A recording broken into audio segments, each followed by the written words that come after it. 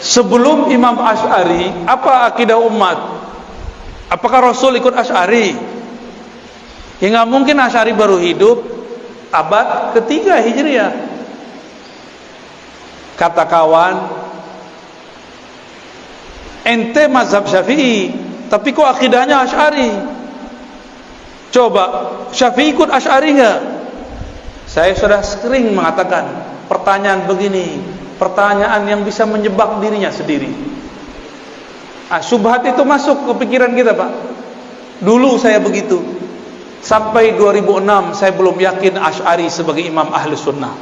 Bayangkan, sampai tahun 2006.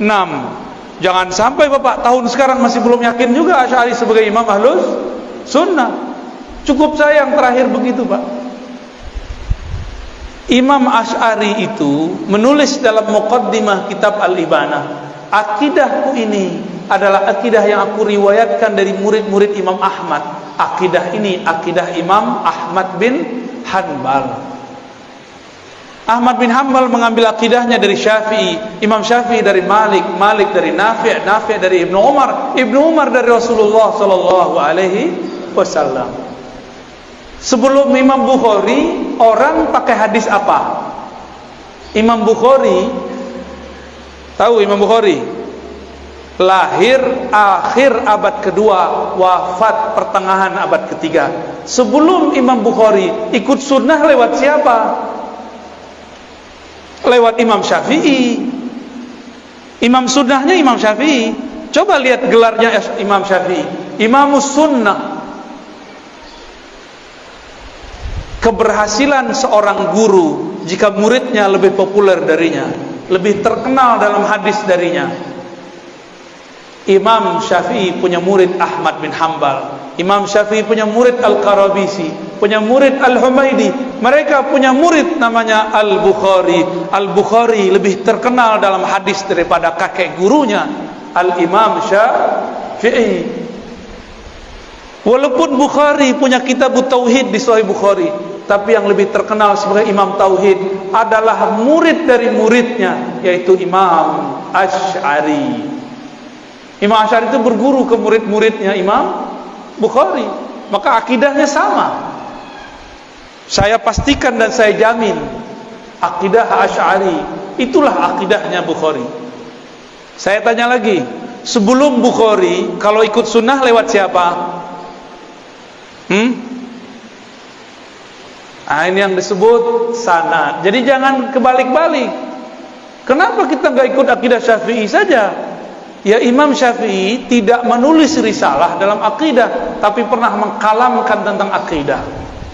Kalamnya dikumpulkan oleh para imam, masuklah ke dalam kitab Al-Baihaqi, judulnya Manaqib Al-Imam Syafi'i. Muncullah orang memfitnah akidah Asy'ariyah berbeda dengan Asy'ari. Sok tahu ente ya, memalsukan sejarah Imam Asy'ari itu bagi mereka biasa. Mereka katakan Imam Asy'ari 3 periode, kayak mau jadi presiden 3 periode ya. Jadi akidah Asy'ari, sebelum Asy'ari akidahnya apa? Akidah Imam Ahmad. Berarti akidah Asy'ari sama dengan Ahmad? Sama. Sebelum Ahmad bin Hanbal akidahnya akidah siapa? Akidah Syafi'i. Sebelum Syafi'i sebenarnya di wilayah Kufah ada seorang imam namanya Abu Hanifah. Akidahnya akidah Imam Abu Hanifah. Dari Abu Hanifah turun nanti ke Tohawi, turun nanti ke Maturidi. Jadi ada 2 cabang dari mazhab Abu Hanifah, Tohawiyah, Maturidiyah.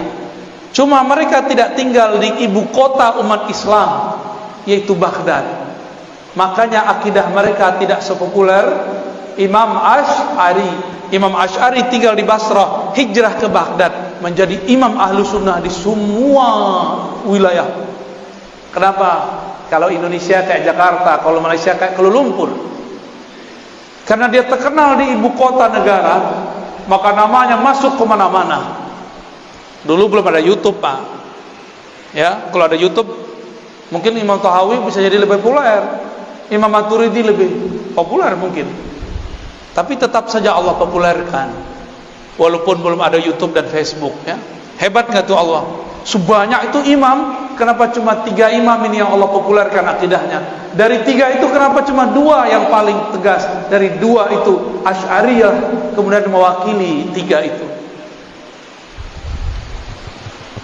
Maka ulama di Saudi pun, Syarif Hatim Al-Auni, ya, banyak lagi mengatakan sepakat 90% umat Islam di dunia itu akidahnya Ahlussunnah Asy'ariyah Maturidiyah. Kalau ada kelompok yang mengatakan Asy'ariyah sesat, sama saja dia mengatakan sesat 90% umat Islam. Kan sudah mulai Pak dikampar, ya. Mereka bilang NU sesat, Muhammadiyah sesat, Jamaah Tabaliyah sesat, ya kan? Sudah ada yang berani ngomong, walaupun videonya kemudian dihapus, tapi kan sudah nyebar. Ketahuan, ya, ketahuan jeroan ente. Mereka bencinya bukan main, akidah penuh kebencian. Kita nggak perlu benci mereka, kita cuma katakan kita berbeda, nggak usah benci-bencian. Karena mereka menyulut api kebencian, kita harus meredamnya.